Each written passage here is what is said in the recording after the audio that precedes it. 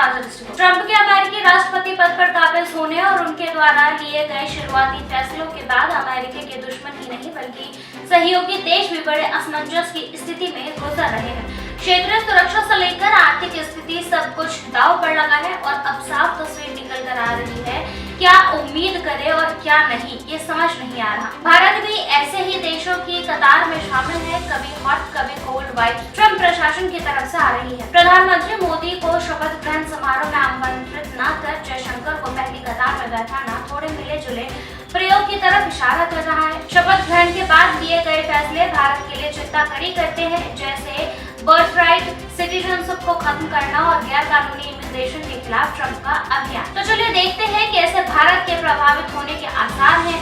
सबसे पहले बात करेंगे बर्थराइट सिटीजनशिप और इमिग्रेशन को लेकर ट्रंप प्रशासन के रुख के बारे में, जहां भारत एक डोर पर संतुलन बनाने की कोशिश कर रहा है, क्योंकि भारत मूल के काफी लोग अमेरिका में अनडॉक्यूमेंटेड हैं। डोनाल्ड ट्रंप के प्रशासन में अप्रवासन यानी इमिग्रेशन नीतियों को लेकर सख्त रुख अपनाया है। हाल ही में उनकी ओर से पारित कार्यकारी आदेश में जन्मजात नागरिकता यानी बर्थराइट सिटीजनशिप को समाप्त कर दिया गया है, जिससे अमेरिका में भारतीय H-1B वीजा धारकों के लिए अनिश्चितता की स्थिति पैदा हो गई है। भारतीय प्रवासी परिवार जो अपने बच्चों के भविष्य को सुरक्षित मान रहे थे, अब इस नीति में बदलाव के कारण चिंता में है। सोशल मीडिया पर कई भारतीय H-1B वीजा धारकों की स्थिति को लेकर चर्चा हो रही है, जहां ट्रंप समर्थकों को अब उनकी नीतियों के दुष्प्रभावों का एहसास हो रहा है। इसके अलावा ट्रंप ने अवैध अप्रवासन के खिलाफ सख्त कदम उठाए। हाल ही में पारित लेकर ड्राइव अधिनियम का उद्देश्य अवैध अप्रवासियों के खिलाफ सख्त कार्रवाई करना है, जिसमें अमेरिका में अवैध रूप से प्रवेश करने वाले भारतीयों के लिए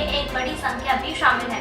पीयू रिसर्च सेंटर के अनुसार अमेरिका में करीब 7,25,000 भारतीय अवैध प्रवासी हैं, जो वहां की अवैध आबादी में तीसरे स्थान पर आते हैं। अमेरिकी विदेश मंत्री मार्को रूबियो और भारतीय विदेश मंत्री एस जयशंकर के बीच हुई बातचीत के बाद भारत ने 20,000 अवैध प्रवासियों की पहचान कर उन्हें वापस लाने की सहमति जताई है। भारत को उम्मीद है कि इस सहयोग के बदले अमेरिका H-1B वीजा जैसे वैध प्रवास मार्गों को सुरक्षित बनाएगा, जो भारतीय अर्थव्यवस्था के लिए बेहद अहम है। इस सबके बीच भारत के लिए उम्मीद की किरण है क्वाड बैठक से, जहां भारत और अमेरिका पूरी तरह से एक देश पर नजर आए। ये पहला क्वाड मंत्री स्तरीय बैठक ट्रंप 2.0 प्रशासन के तहत हुई, जहां अमेरिकी विदेश मंत्री मार्को रूबियो ने ऑस्ट्रेलिया, भारत और जापान के अपने समकक्षों के साथ वॉशिंगटन में मुलाकात की। इस उच्च स्तरीय कूटनीतिक वार्ता में चीन को एक स्पष्ट संदेश दिया कि क्वाड देश स्वतंत्र और खुले इंडो पैसिफिक के लिए प्रतिबद्ध है और क्षेत्रीय यथास्थिति को बदलने की किसी भी जबरदस्ती कार्रवाई का विरोध करेंगे। चारों देशों द्वारा जारी संयुक्त बयान में कानून के शासन, लोकतांत्रिक मूल्य, संप्रभुता और क्षेत्रीय अखंडता की रक्षा के प्रति उनकी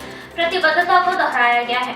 बैठक ने चीन को ताइवान और दक्षिण चीन सागर को लेकर एक तरफा कदम उठाने के खिलाफ स्पष्ट चेतावनी दी है। भारत के विदेश मंत्री एस जयशंकर ने इस बात को रेखांकित किया कि ट्रंप के शपथ ग्रहण के कुछ घंटे के भीतर क्वाड बैठक आयोजित होगा। सदस्य देशों के लिए इसकी महत्वपूर्ण भूमिका को दर्शाता है। चीन ने हमेशा क्वाड की आलोचना की है और इसे अपनी ताकत को सीमित करने के लिए अमेरिका रणनीति बताया है।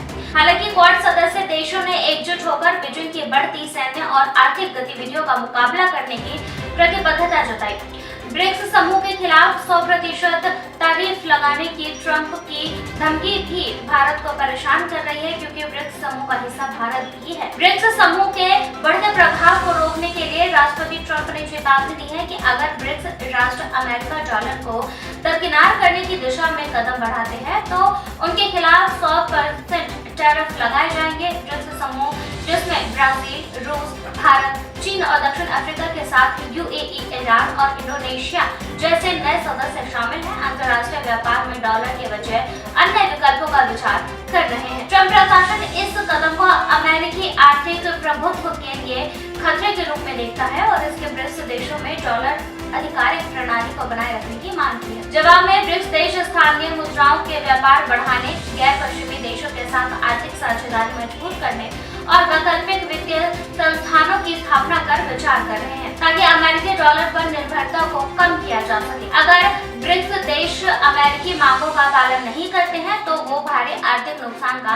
सामना कर सकते हैं, क्योंकि अमेरिका ऐसे टैरिफ लगा सकता है जो ब्रिक्स देशों के लिए अमेरिकी व्यापार को अलाभकारी बना देंगे। भारत जो ब्रिक्स का एक प्रमुख सदस्य है और अमेरिका का करीबी सहयोगी है, एक कठिन स्थिति में है। विदेश मंत्री एस जयशंकर ने स्पष्ट किया है कि भारत डॉलराइजेशन का समर्थन नहीं करता है, लेकिन ब्रिक्स देशों के साथ भारत के आर्थिक संबंध गहरे होते जा रहे हैं। यदि 100% टैरिफ लगाए जाते हैं तो इससे भारतीय फार्मास्यूटिकल्स, IT, सेवा और विनिर्माण क्षेत्रों पर नकारात्मक प्रभाव पड़ सकता है। ट्रंप 2.0 प्रशासन के तहत एक और बड़ा फैसला अमेरिका के विश्व स्वास्थ्य संगठन से बाहर निकलना है। स्वास्थ्य विशेषज्ञों को चिंता है कि इस निर्णय से भारत के स्वास्थ्य कार्यक्रमों पर असर पड़ सकता है। हालांकि भारत सरकार ने यह स्पष्ट किया है कि WHO इन योजनाओं का एकमात्र वित्त पोषण स्रोत नहीं है, लेकिन अमेरिकी फंडिंग की कमी के कारण भारत को अपने स्वास्थ्य बजट में बढ़ोतरी करनी पड़ सकती है। भारत सरकार ने इस प्रभाव को कम करने के लिए विभिन्न कदम उठाने का फैसला किया है, जिसमें घरेलू स्वास्थ्य वित्तीय पोषण को मजबूत करना और अन्य अंतर्राष्ट्रीय साझेदारियों की तलाश करना शामिल है, ताकि क्षय रोग यानी टीबी, मलेरिया, HIV और टीकाकरण कार्यक्रमों को सुचारू रूप से चलाया जा सके। ट्रंप प्रशासन के तहत आयोजित पहली क्वाड बैठक ने इंडो पैसिफिक में चीन के प्रभाव को रोकने के लिए एक मजबूत विदेशी नीति दृष्टिकोण की नींव रखी है। हालांकि ट्रंप की इमिग्रेशन और टैरिफ नीतियां भारत और अन्य ब्रिक्स देशों के लिए गंभीर चुनौतियां पेश कर रही है। बदलते भू राजनीतिक परिदृश्य में भारत को अपने रणनीति हितों को संतुलित करने के लिए सावधानी पूर्वक कदम उठाने होंगे, ताकि अपने गठबंधनों और आर्थिक प्राथमिकताओं के बीच संतुलन बनाए रखा जा सके। फिलहाल के लिए बस इतना ही। इस रिपोर्ट पर और भी अपडेट्स के लिए जुड़े रहिए हमारे साथ और देखते रहिए ताजा दृष्टिकोण। साथ ही हमारे चैनल को लाइक, सब्सक्राइब और शेयर करना ना भूलें।